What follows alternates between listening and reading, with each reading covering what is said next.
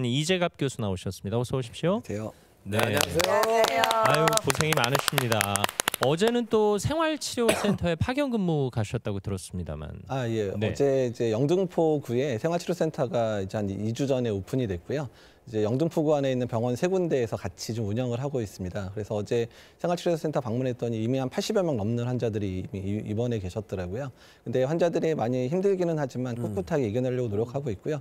의료진들도 열심히 좀 돕고 있는 상태여서. 교수님, 근데 생활치료가 뭔지 좀 설명을 해주시겠어요? 아, 예. 생활치료센터는 이제 코로나 확진자 중에서 경증 또는 무증상 확진자들 같은 경우에 집에 있으시면 좀 이제 확산이 되니까 이제 이런 숙소 같은 호텔이나 이런 데 같은 데, 연수원 같은 데에 임시로 모셔가지고 이제 회복을 갖도록 하는 그런 곳을 생활치료센터라고 하고 있습니다. 병원에 생활치료센터까지 챙기시려면 집에도 잘 못 들어가시겠네요. 아, 예. 또 게다가 요새 이제 최근에 중환자들이 늘어난 상황인데 환자들이 좀 안 좋아서 사실 이번 주에는 어제 처음 들어가서 집에 잘 수 있었어요. 정말 고생 많이 하시는데 올해 안엔 들어가셨네 그래도. 근데 저뿐만 아니라 많은 분들이 이제 매일매일 코로나19 뉴스를 챙겨보면서 갑갑한 마음이 들 텐데 더 걱정되는 것은 선생님, 그 영국에선 그 변이 바이러스가 지금 난리라고 하는데 그 변이 바이러스가 지금 한국에 들어온 겁니까?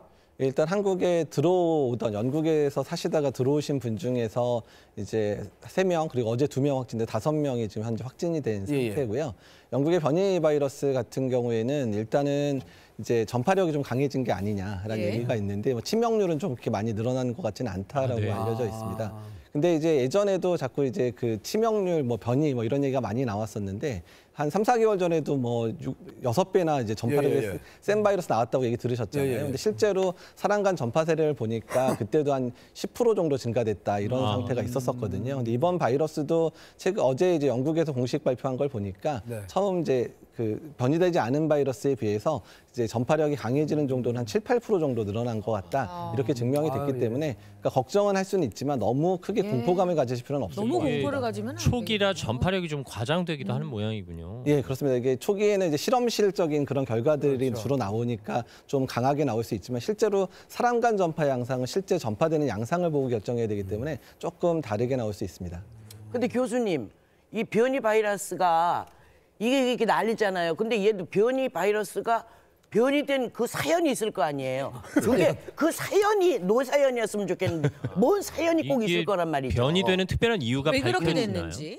이제 코로나 바이러스는 이제 RNA 바이러스라 그러는데요. 그러니까 유전자 고리가 한 줄이에요. 근데 이제 뭐 바이러스의 유전자가 2줄인 바이러스는 한 2개가 있으니까 한쪽에 이제 기준점이 있으니까 잘 안 변하는데 이 RNA 바이러스는 한 줄이다 보니까 사람 몸에 들어와서 얘네들이 증식하는 과정 중에서 유전자 일부를 좀 빼먹기도 하고 유전자 일부를 이제 얻기도 하면서 변이가 좀 자주 일어나는 그런 형태거든요. 그래서 코로나 바이러스는 좀 변이가 좀 자주 생기는 바이러스다라고 이해를 하시면 될 것 같습니다. 쉽게 말해서 바이러스도 살려고 버틴다 뭐 이런 개념. 아니 저 안 그래도 뉴스 보고 있으면 무시무시한 그 코로나 바이러스가 이거 더 강해지는 것 같아서 엄청 겁이 나긴 나는데요.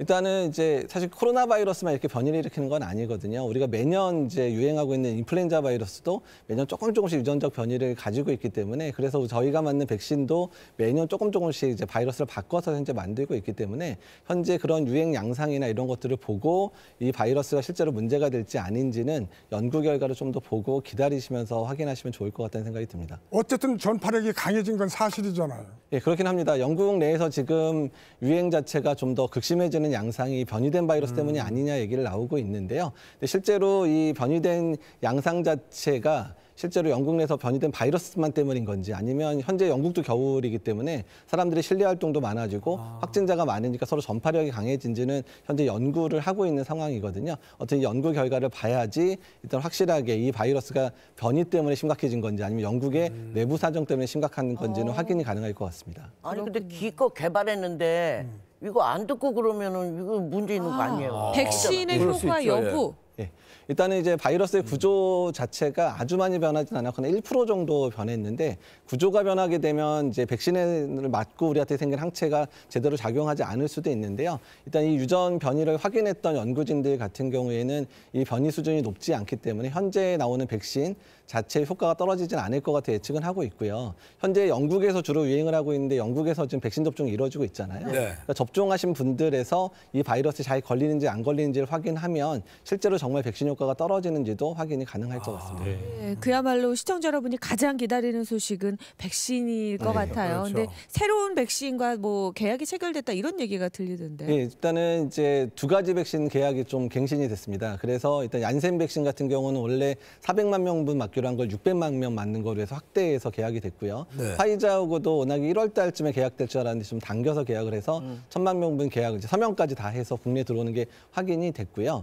또 게다가 최근에 문재인 대통령이 모더나라고 이제 또 미국 그렇죠. 회사랑 이제 CEO랑 통화를 하시면서 우리나라에 원래 1000만 명 들어오기로 한 거를 2000만 명으로 이제 확대하기도 했고 더 좋은 소식은 모더나 백신의 기술을 우리나라에 있는 백신 공장에다 이전을 해서 우리나라 내에서 생산도 하게끔 하는 그런 얘기들이 아이고, 현재 오가고 있습니다. 아유, 잘 됐네요. 네. 근데 치료제랑 백신은 다른 거잖아요. 네. 그 요즘 치료제 이야기도 많이 들리던데요?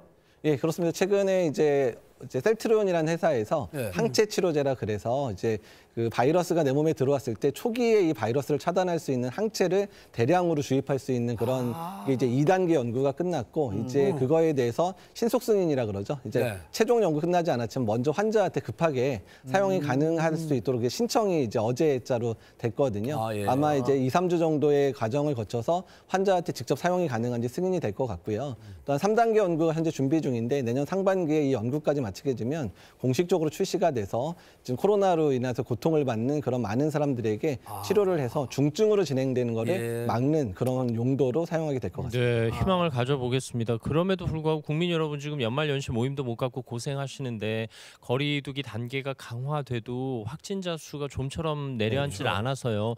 근데 다른 서구 나라들 보니까 막 확진자가 하루에 수만 명씩 나오더라고요. 결국 모든 나라들이 겨울이 고비인 건 틀림없는 거죠. 예, 그렇습니다. 사실 뭐 미국 같은 경우에 하루 20만 명씩 확진자가 나오고 유럽도 웬만한 국가들은 수만 명씩 확진자가 나오는데 우리나라가 1000명 정도로 버티고 있는 것만 해도 사실 대단하다고 표현할 수는 사실 맞습니다. 있습니다. 어쨌든 겨울 내내 이런 상황이 길어질 수 있기 때문에 온 국민들이 이제 봄철 되면 좀 나아질 거니까 이번 겨울은 좀 조심조심하게 또 사람들 덜 만나고 또한 그러면서 따뜻한 마음은 이제 우리 전화라든지 뭐 이런 것들 전달하면서 좀 따뜻한 겨울은 이렇게 조용히 지냈으면 좋겠습니다. 정말 저는 매주 목요일이 너무 기다려져요. 우리 이재갑 교수님의 저 따스한 미소와 최신 정보들 너무너무 감사합니다. 어떻게 보면 이게 비말 전파보다 더 무서운 것이 자만과 방심이 아닐까 싶어요. 맞아요. 이젠 됐다 하는 생각 절대 안 아유, 되고요. 그럼요. 끝까지 개인 방역 수칙 잘 지키셨으면 좋겠습니다. 정말 올 한 해 교수님을 비롯해서 의료진 여러분 고생 많이 맞습니다. 하셨는데요. 끝으로 마지막 날이니까 정말 시청자 여러분께 당부하고 싶은 말씀 있으시면 한 말씀 더 하셔도 되겠습니다. 예, 사실 연말을 이제 사랑하는 사람들과 보내지 못하는 슬픔들이 있지만 어쩌면 지금 겪는 이 슬픔이 내년의 희망으로 다시 돌아올 거라고 믿거든요. 그래서 힘내시고 또한 이번 겨울 잘 지내서 내년 봄에는 좀 더 즐겁게 그런 만남을 가질 수 있으면 좋겠습니다. 네, 새해에는요 교수님이 이제 코로나 걱정 안 하셔도 됩니다. 이런 말을 얼른 빨리 들었으면 좋겠습니다. 아니요. 교수님이 안 나오시는 날을 기다릴게요. 그러니까요. 네, 어쨌든 올 한 해 고생 많으셨고 새해 복 많이 받으시기 바랍니다. 예, 네, 감사합니다. 고맙습니다. 감사합니다. 감염내과 전문의 이재갑 감사합니다. 교수님과 함께했습니다.